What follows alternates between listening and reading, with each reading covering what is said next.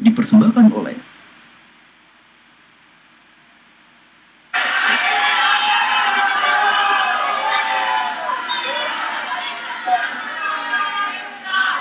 Ya pemirsa, terima kasih Anda masih bersama kami. Kita masih lanjutkan debat pemilu kada Provinsi Kepulauan Bangka Belitung. Dan sesi ini kita akan kembali mendengarkan pertanyaan yang akan diberikan oleh panelis yang akan kembali menggali apa visi misi yang dimiliki oleh para calon kandidat ini. Panelis akan memberikan pertanyaan dan kandidat akan diberikan waktu 2 menit untuk menjawab.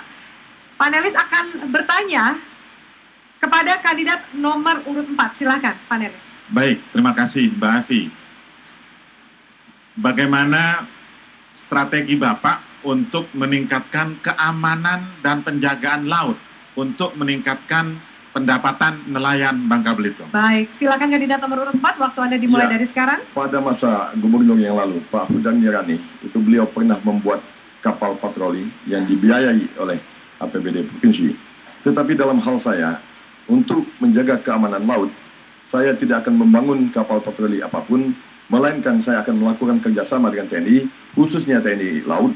Kita tidak perlu menghalau kapal-kapal pencuri ikan di perairan kita dengan jalur laut, melainkan kita harus menghalaunya melalui serangan atau penghalauan dengan menggunakan helikopter.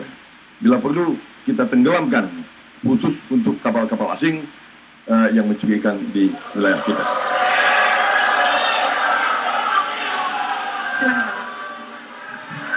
Bagaimana reaksi atau kira-kira harapan para nelayan yang saya sebut sebagai secara ofensif memperkuat kapasitas nelayan sehingga mereka melaut lebih jauh dan secara tidak langsung itu adalah menjaga keamanan laut kita? Ya, itu tentu merupakan hal yang tepat saya rasa, bahwa kita saling menjaga sesama kita. Yang saya katakan untuk dijaga itu terutama sekali adalah pencuri-pencuri ikan yang datang dari luar wilayah teritori Republik Indonesia ini, dari Myanmar, dari Thailand, dari seterusnya.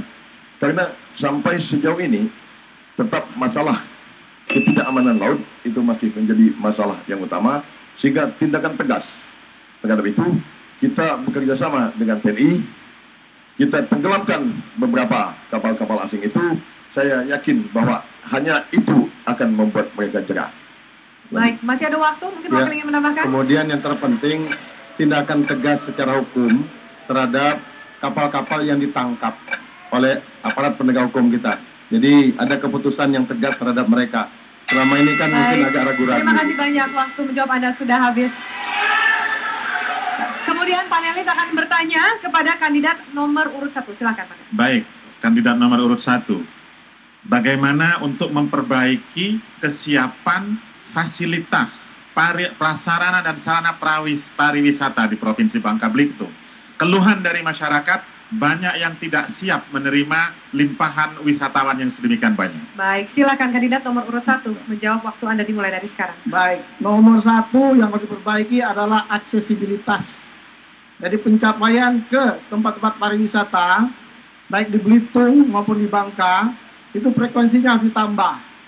Ya, perhubungan. Kemudian yang kedua adalah akomodasi. Akomodasi ini kita harus mengundang para investor. Kita harus memberikan kemudahan-kemudahan. Kami di Belitung misalnya telah membuat satu koridor pariwisata dengan pantai 15 km panjangnya, satu koridor yang kita utamakan untuk investasi di bidang kepariwisataan.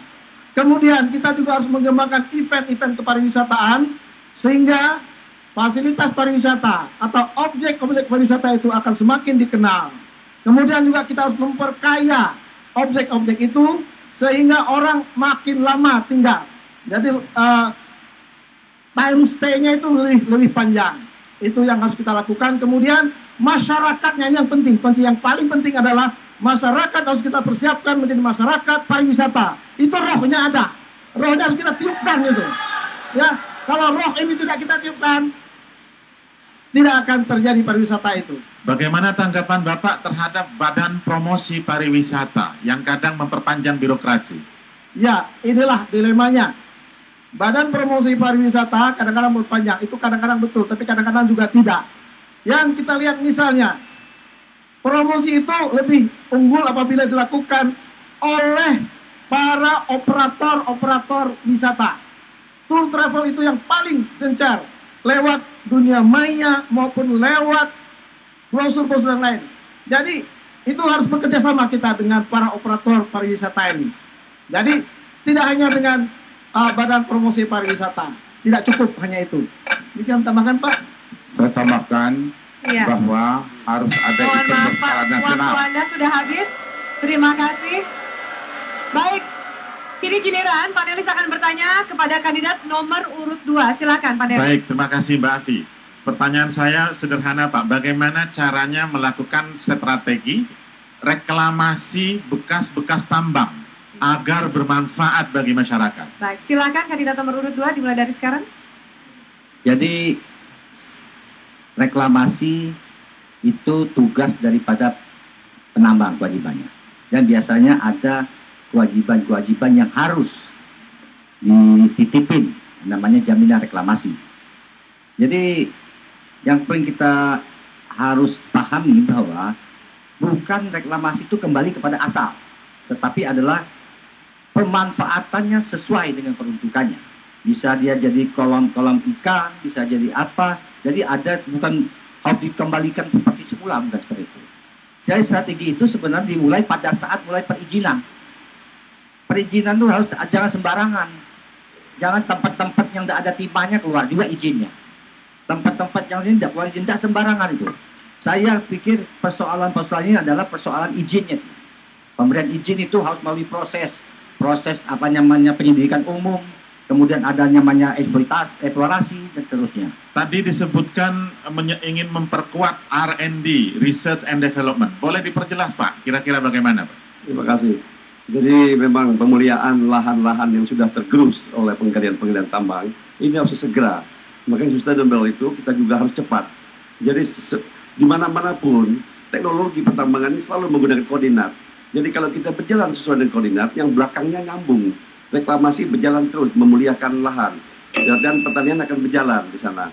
Jadi ini harus ada barengan, jangan sedih sendiri dia, lepas akan terjadi itu. Kalau dukungan RT RW tidak kompak, tidak baik, bagaimana Anda mampu meyakinkan langkah-langkah itu? Saya kira itu juga merupakan suatu kepentingan, karena lahan yang digunakan pun sebetulnya bukan lahan lindung atau lahan produksi. Tetapi ini adalah lahan yang bekas penambangan yang diserahkan dari pemerintah daerah ke penambang. Nanti kalau dia sudah menjadi haknya daerah, kita lagi yang akan kita mainkan. Baik, terima kasih banyak atas jawaban Anda.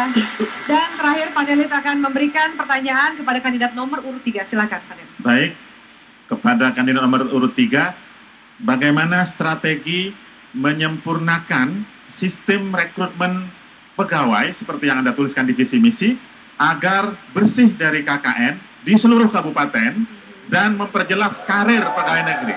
Baik, silakan dimulai dari sekarang.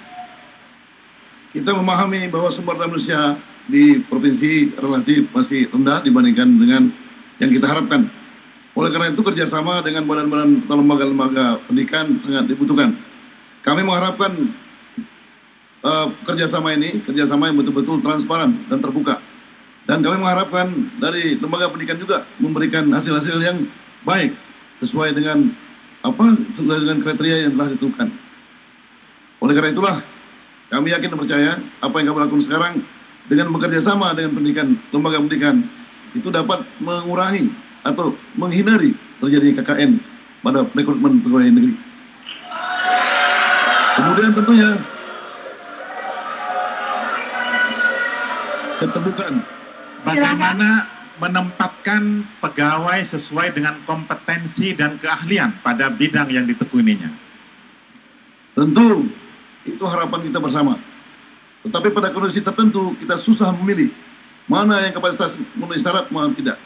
Sehingga di daerah ini memang masih memerlukan waktu untuk kita melakukan peningkatan kapasitas pegawai agar suatu saat nanti betul-betul the right man and the right place dapat kita lakukan.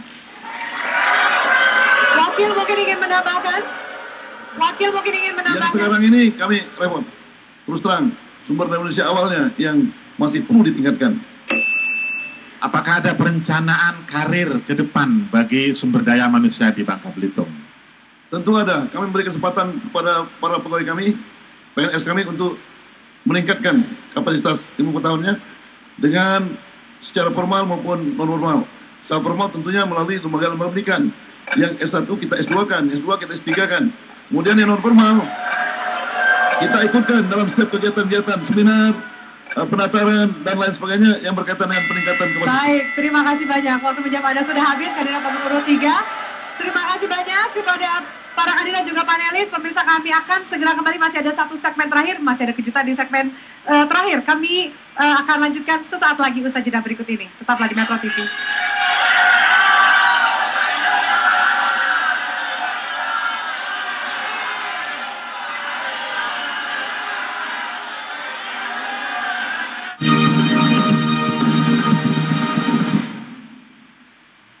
Dipersembahkan oleh Bangka Belitung diambang era baru, zaman baru, kepemimpinan baru, lewat mandat yang diamanatkan rakyat, lewat pilkada yang bersih dan terhormat, seiring tuntunan akal sehat dan hati nurani, bersama zaman terdepan membangun negeri. Sejalan keniscayaan waktu yang terus berputar, mengantar yang berpikir besar dan bertindak benar. Kini tiba saatnya, satukan hati, satukan tekad, satukan tujuan kita memilih gubernur baru menuju zaman baru. Coblos nomor 1, terdepan membangun negeri. Unit Link